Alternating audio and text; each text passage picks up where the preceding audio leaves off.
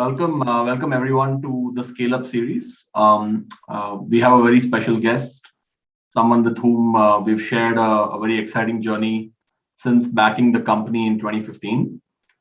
Joining us today is Abhishek Bansal, founder of Shadowfax, India's largest platform for hyperlocal delivery. As a quick background, Abhishek completed his engineering from IIT Delhi, worked very briefly post-graduation for a couple of years at the Hay Group before starting Shadowfax along with his IIT Delhi hostel mates, Vaibhav, Praharsh, and Gaurav. Abhishek, thanks a lot for taking the time. Really appreciate you doing this. Today, the focus of our discussion will be on the vision of the company, what has really made Shadowfax emerge as one of the largest platform, enabling hundreds of thousands of gig workers, earn a living delivering and doing tasks for multiple B2C companies like Flipkart, Swiggy, Meesho, Zomato, etc. Not only rapidly scaling up with the rising internet penetration, but at the same time maintaining a laser-like focus on profitability to achieve this growth in a fairly efficient, capital efficient manner. Before we dig into the meat of the discussion, Abhishek would love to understand a little bit about the beginnings of Shadowfax. Could you tell us a little bit on why you decided to become an entrepreneur and the opportunity that you and Vaibhav and co were compelled to sort of go after? Yeah, Aditya, thanks for the invitation and thanks for the wonderful partnership over the years with Eight. It's been a pleasure working with you guys. Jumping over to the questions, I think it's a fantastic question to start with. I think back when we started 6 years back, Vaibhav was 22, I was 24. And I think there was very, very little for us to lose while we were making those decisions. And actually, like back then, it was very simple. It was, I think we were doing our various jobs. We were figuring out various things to do. But what we realized that I think the impact and the value that we can potentially create was far, far higher if we were to do something on our own versus, let's say, basically being in a corporate job. I think that entire thing really excited us. I think the whole idea that both of us were completely first principle thinkers. We loved solving problems. Okay, we were not of the opinion of basically, seeing that something is happening somewhere else, let's just copy paste it. For us, I think it was all about like solving problems, creating very first principle analysis, and creating value basis that. And we were really inspired back in those days with some of the activities which were happening at a global level, and that's where we took the plunge. Also, I mean, both of us come from what we call as Marwadi families. In our families, like if you don't do business, you don't really get a lot of respect. So I think it was a pretty natural choice for us back then to enter and basically take entrepreneurship as a route for us. I think coming over, we saw a certain opportunity, and again, we were like discussing for months before we actually started Shadowfax. And what really attracted us back then was this entire ambit where we saw that how the commerce in this country is eventually going to happen. And back then, there was no Swiggy and the Zomato and these 30-minute delivery platform that we all see today. It was all about e-commerce. And what we realized was that customers are going to move into quick commerce, or basically expecting that deliveries to happen in a very, very quick time frame. The entire thing, the way it happened, there was obviously a lot of excitement when we started. Then market dulled down for a couple of years around this quick commerce, and we are super excited right now in terms of how much excitement basically everybody is generating around quick commerce. So I think this entire thing around how to enable any business, anyone in this country, to deliver as quickly as possible. So I think there was one analogy we started drawing back those days, like how payment providers actually make payment a very seamless and an instant affair rather than waiting for days and months. I think for us, logistics was about how do you make it instant? How do you make the requirement and the fulfillment completely instantaneous and deliver it in a very, very quick period of time? And we realized that nobody was doing that. Even today, I would say that not a lot of people actually do and understand what we do. And we've created a pretty strong niche, and that's growing pretty fast for us. So I think that's how we created and basically built on to what we are today. Yeah, no, I think completely resonate, and no one could have seen, no one could have predicted in 2015 the sort of the rapid increase in the consumer internet ecosystem that India has seen. Obviously, the last couple of years, massively accelerated by COVID. So just as as a business that is sort of a direct beneficiary of this sort of rising internet penetration, what is the kind of the vision that is driving the company today? And I know we've kind of seen the vision sort of over the years really emerge, and I think you're having a very strong clarity today. So it'll be great for you to share with folks here what is the core vision of Shadowfax, and that is driving the company today. Yeah. I think obviously as companies evolve, what we've seen is the vision becomes very, very well focused. You get to understand what your customers really want and what the true product market fit is really. I think before I talk about the vision, I think I'll just talk about how we actually execute some of those things and then lead on to basically what is driving the outcome. So today, see, Shadowfax is essentially a two-sided marketplace. On one side, you have all these hyperlocal platforms who are basically completely integrated onto our model.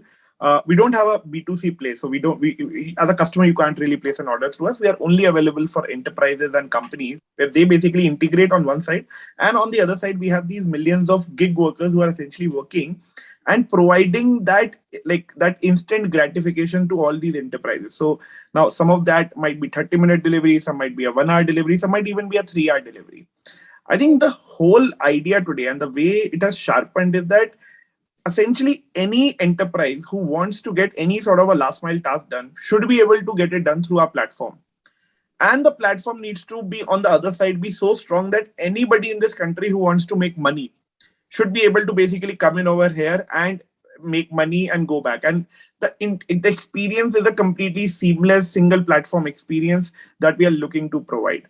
I think from a vision standpoint, it is about how do you actually make both these ends of this marketplace mix and match with the rightful experience, okay, with a very, very immersive experience for both the parties to actually get the thing done on the last mile side of things. So I think that's how we have been building this business. And today, I think the supply side is getting really, really strengthened. So we see supply as a customer, the delivery individuals, the gig economy players who are coming onto our platform, they are our real customers. They actually come in, we make them money, we make them do certain amount of work.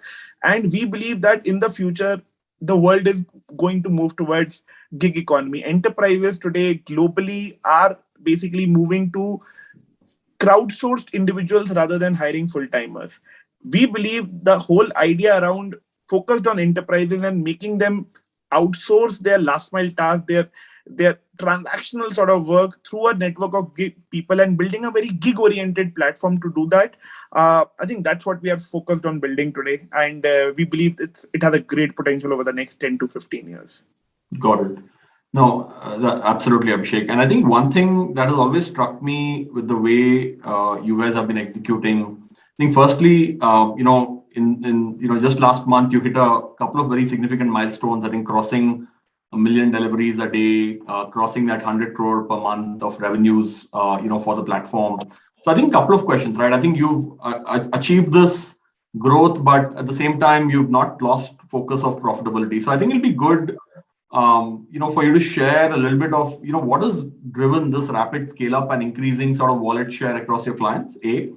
And B, if you can just spend a couple of minutes on, what your business model enables you to sort of achieve in terms of unit economics, and what has also driven this, fairly capital efficient growth. I think I'll break this question into two parts. Probably I'll talk about the demand and the growth on one side, and I think the profitability is a whole different ball game in the business that we are in today.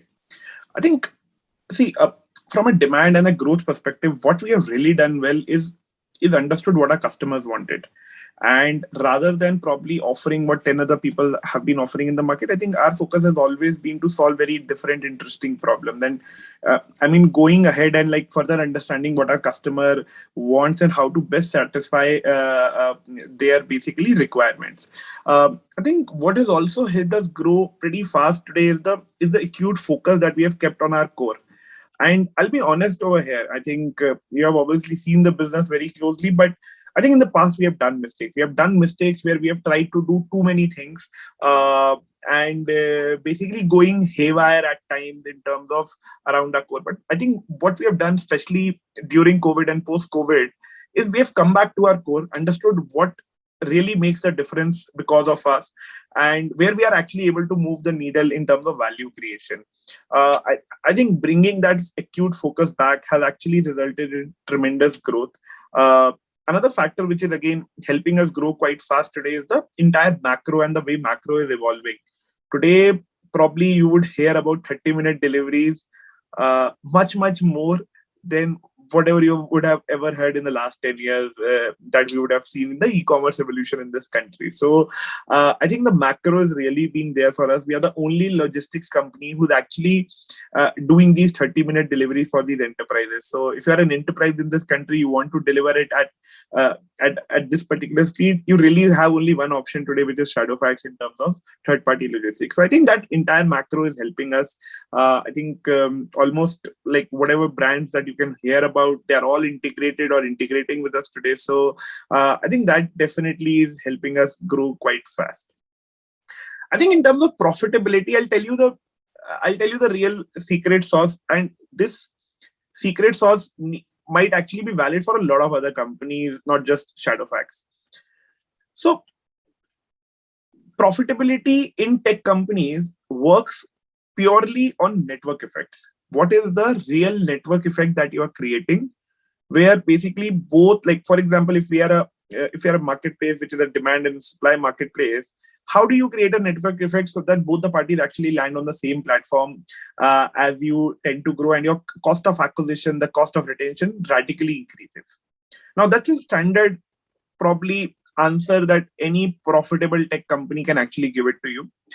I think where it worked really well for us and where our business model works is what we call as a micro market density. Now, micro market is essentially a very small locality or a small geography where one is supposed to work in. And now within that micro market, the way we work is we essentially work with more than 50 companies, 50 enterprises who might actually have had a local presence. So think about having an e-commerce arm, working with e-commerce companies, working with food delivery companies, working with grocery delivery companies, you name it. I mean, you talk about any enterprise in this country, Shadowfax will be working with them today. So now what we have been able to generate is we have been able to generate crazy micro market densities wherever we go. And the same set of people who are essentially on our platform are able to work across categories, across clients, or even, for example, if you log in as a delivery person in our model, at the same time you'll actually get orders from a Swiggy as well as on a Zomato. Now that's a very unique sort of a model. Okay, so the whole thing where we live and we basically build our unit economics is what we call as these micro market network effects. You go inside a market, you basically open all the categories over there. People who are there on your platform, they essentially get to work across multiple companies, multiple entities, and basically it helps them improve their earnings on one side. It improves their login hours for us on the other side. And obviously for us, basically the cost of fulfillment radically goes down as people basically start making more money as we are able to club orders. So it's a very micro market phenomena that we have been able to crack over the years. And I think that's been obviously fantastic for our unit economics. Today, we are like at a healthy double-digit margin. We believe in the next couple of quarters we'll become an EBITDA positive company as well. So I think there's been some fantastic work. There's some crazy ground network effects that we have been observing in our business. And again, we like the way the market is growing, there's a good potential that we might actually become 8 to 10x of where we are in the next 3 to 4 years. Before we end, one last question. What advice, and this is our favorite question, what advice would you sort of give, to the founders today who are contemplating, an entrepreneurial journey, starting up, etc.? I think that's a good question, actually. See, I think if you're starting up as a founder, okay, I think one thing you need to very clearly focus on is what is the 0 to 1 value creation you are doing as a founder, okay, and whatever basic MVP that you are building up, how is that actually solving a certain problem? Until a problem is getting solved, until you solve something fundamental, that business is never going to scale. Okay, so I've seen a lot of founders do this mistake. They'll create an app which will have 100 jazzy features, which is like the answer would be, oh, there are 10 apps to do this. I've created one app which can basically potentially like do all of those stuff. Now, the question one needs to ask is, are you really creating any value? Are you creating something which is different, which has never been created before? So essentially, value creation is a very, very critical aspect. And the second aspect being you create a certain value which has a large market size, which can become a category in itself. Now, solving a problem which might only impact, let's say, 1 in a million people versus solving a problem which might impact let's probably say 90% of those individuals is a very, very different ball game. And when you're talking about building tech companies today, I think market size does matter. So focus on value, focus on probably creating value at the right place where the market size is meaningful enough. I think you are in a good spot. So that's probably what I'll leave it to. All right. Great. Thanks, Abhishek, for taking the time. I think sharing your insights. Really appreciate it. Thanks, Aditya. Thanks, guys. Lovely talking as always.